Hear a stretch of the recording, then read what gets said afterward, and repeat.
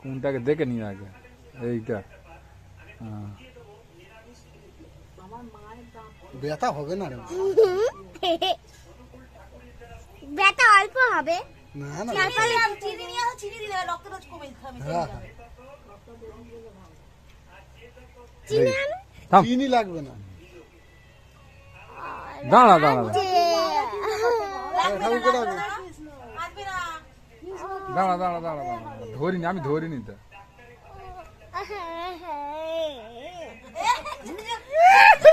পোগলা